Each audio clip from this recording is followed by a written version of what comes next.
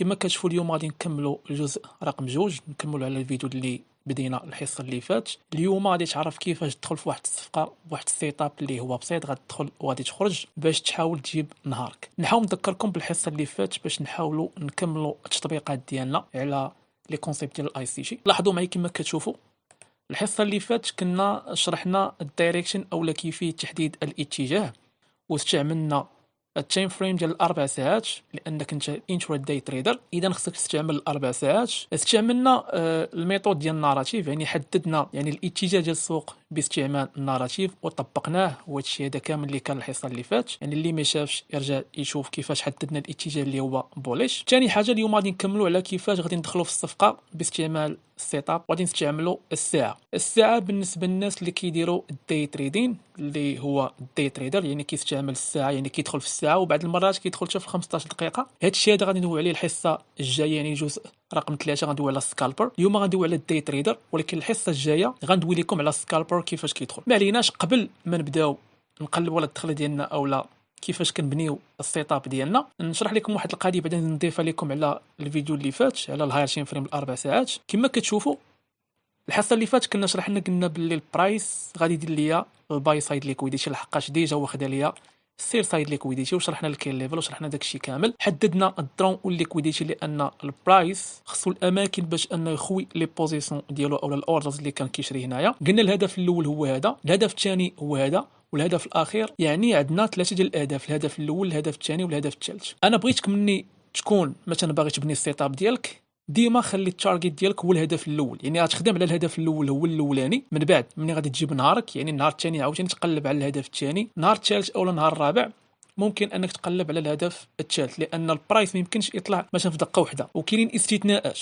اوكي، فلهذا كتخدم على الهدف الاول، كتجيب نهارك. النهار الثاني الا عطاك السيت اب هي كتدخل، ما عطاك السيت اب ما كتدخلش. النهار الثالث عاوتاني الا عطاك مثلا شي دخله، بحال مثلا نعطيكم واحد المثال نوضح لكم. نقولوا مثلا في هذا النهار هذا البرايس مثلا مني مثلا دار لي السيل سايد ليكويديتي، طلع خدا لي الهدف الاول.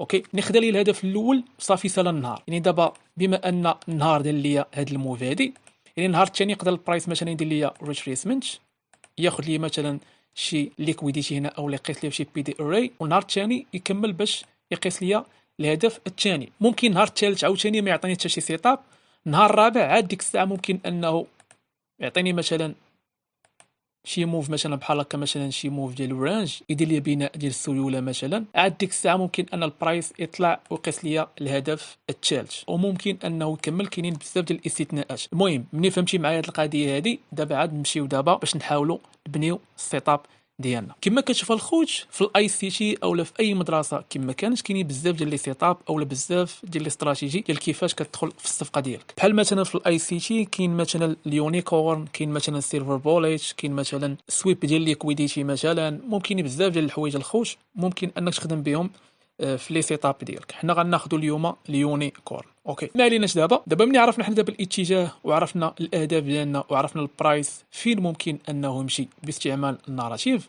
كنهبطوا للساعه. هذا الداي تريدر اللي كيتريدي على النهار ديالو، ممكن انه يشد الصفقه 4 السوايع 5 السوايع، ممكن يشدها النهار كامل. ولاحظوا معايا كاين الفرق ما بين الداي تريدر وما بين السكالبر، لان السكالبر كيدخل دغيا، يعني كيدخل في واحد الوقيته مثلا 5 دقائق 15 دقيقه. المهم هادشي غندوي عليه الحصه الجايه، ما عليناش.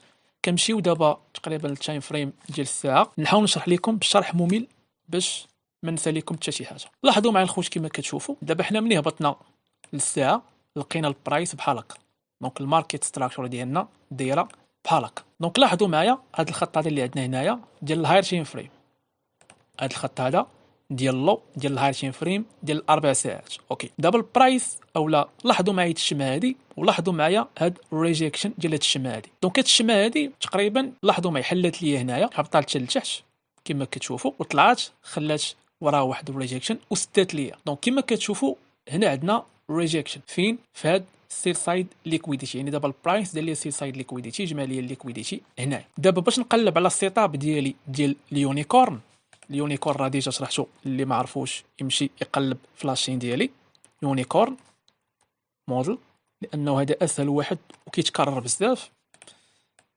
يونيكورن. دابا البرايس كما كتشوفوا لاحظوا معايا عندنا في الساعه، نحاول نقلب على الباتش. كما كتشوفوا البرايس ديال لي موجه دافعه صحيحيه، موجه كما كتشوفوا ممكن نجمع هذه كامله، ممكن هذه نديرها كموجه. لاحظوا مع هذه كتعتبر كما كتشوفوا ريجكشن.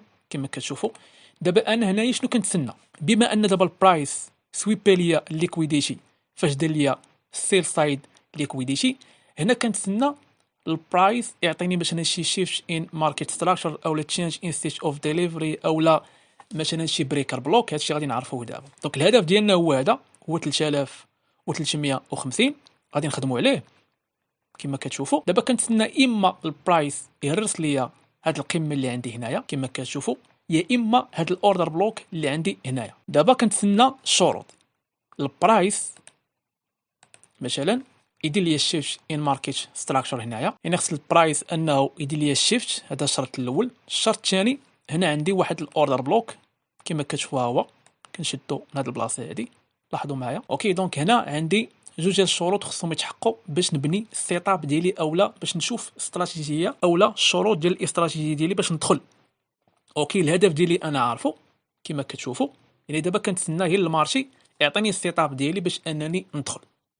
هذه من واحد الناحيه. الشرط الاول اللي تيكون في اليونيكورن هو السويب ديال ليكويديتي، والبرايس راه كما قلت لكم دارها ليا في هذا الموف هذه اللي عندي هنايا. الشرط الاول تحقق. دابا خصني نتسنى الشرط الثاني والشرط الثالث. ما عليناش باش ما نطولش عليكم، نحاول نكتب لكم الاوردر بلوك. يعني كما كتشوفوا والشرط الثاني هو ان البرايس يهرس ليا الاوردر بلوك باش يولي ليا بريكر بلوك باش نقول باللي راه عندي السيت اب ديال اليونيكورن. واليونيكورن كل واحد كيفاش كيبدع فيه، يعني كل واحد وكيدير الشروط ديالو الخاصه على حسب الباك تيست ديالو وعلى حسب التجارب ديالو. نحاول دابا نحرك لكم واحد شويه. لاحظوا معايا الخوت كما كتشوفوا البرايس كيفاش كيتحرك. كنتسناو الشرط الاول انه تحقق ليا الشيفت، خصها تسد ليا الشمعه فوق من هذا الهاي كما كتشوفوا.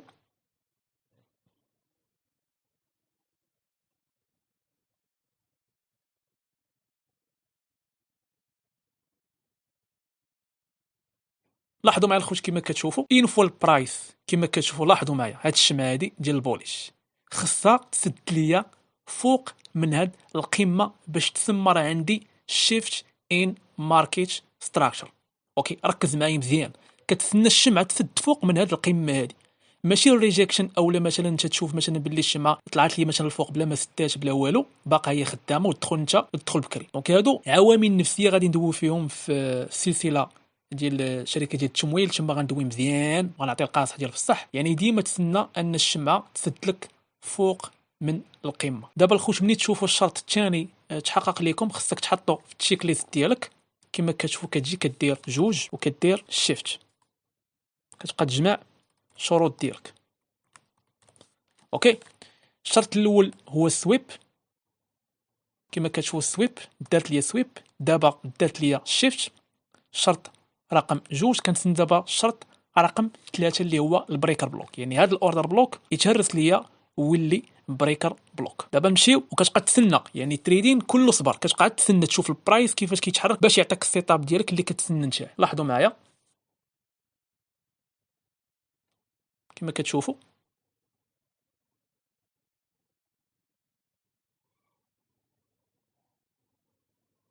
كتسنى البرايس اولا كتسنى الشمعه تسد فوق من الاوردر بلوك باش تكونفيرمي لك اولا تفاليدي لك بان هذاك راه بريكر بلوك ماشي فيك.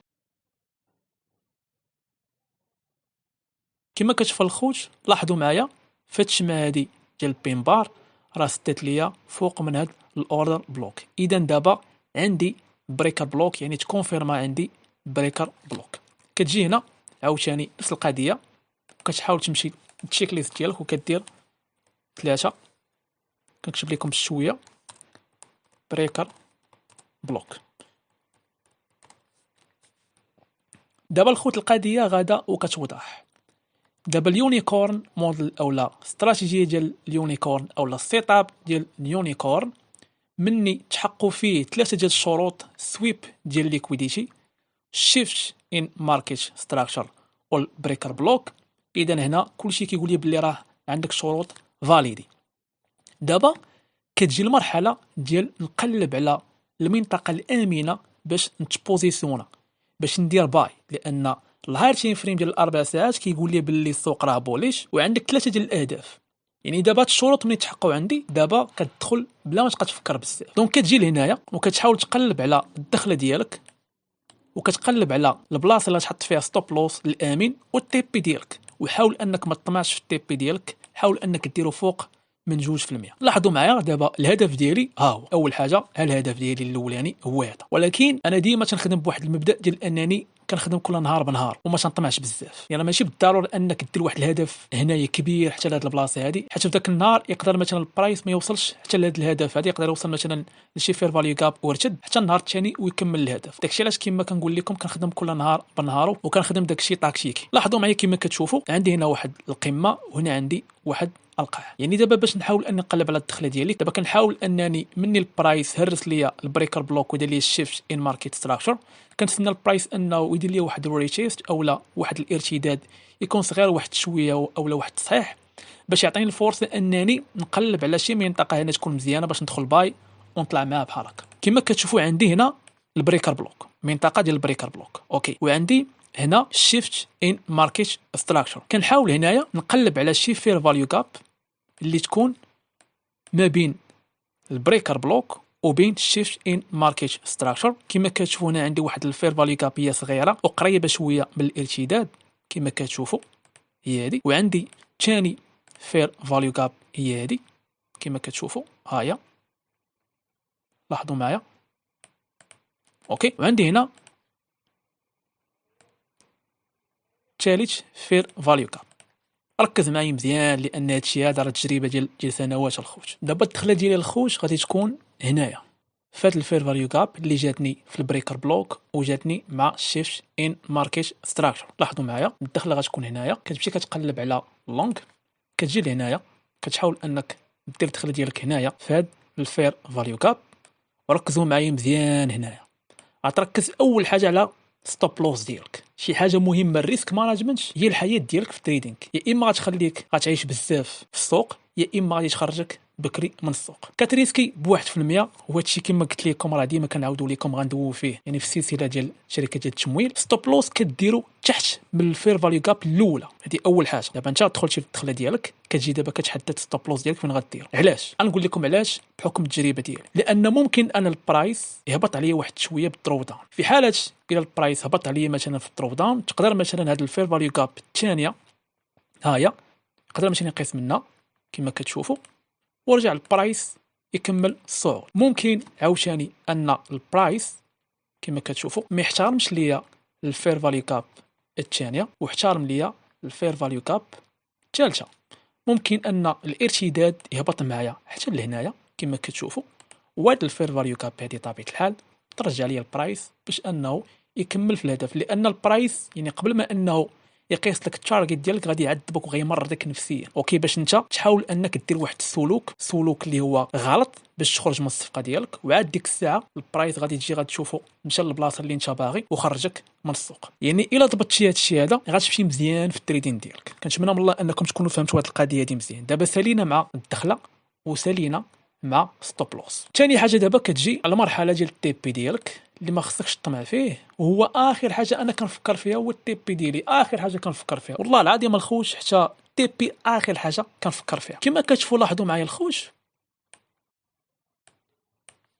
عندي هنا الهدف ديالي اللي هو الدرون والليكويديتي ديال الاربع ساعات. هنا كنجي كنحاول اني نقلب على واحد البي دي اري اللي تكون هي التي بي ديالي. بحال مثلا هنا عندي واحد الاوبي كنحاول نشدو كامل من هنايا هاد المنطقه هادي. هاد المنطقه هادي كنحاول انني نديرها هي التي بي ديال النهار ديالي، يعني نجيب ديك 2% ديالي اولا 2% ونص كما كتشوفوا. لاحظوا معايا يعني 2% وشي حاجه، يعني كنخلي واحد لي بيبس زايدين كما كتشوفوا. يعني هذا هو الهدف ديالي ديال النهار. الا درتي واحد الهدف ما تطمعش، لانك الا طمعتي تقدر مثلا دير مثلا تي بي كبير، قدر البرايس كما قلت لكم في ذاك النهار ما يجيبش تارجت حتى النهار الثاني او النهار الثالث. يعني هادشي بحكم التجربه الخوت. داكشي علاش انا كنقول لكم كنخدم بالمبدا ديال كل نهار بنهار. هنا عندي واحد البي دي اري ها هي، يقدر مثلا البرايس يمشي يقيس لي في هذا الاوردر بلوك او في هذه المنطقه هذه ويعطيني واحد الرياكشن ينزل لي البرايس، والبرايس يبقى هنايا شي هولدي حتى النهار الثاني او النهار الثالث على حسب الاحداث ديال اليوم. هذيك الساعه ممكن انه يقيس لي الهدف اوكي، لان هذا هو المارشي الخوش.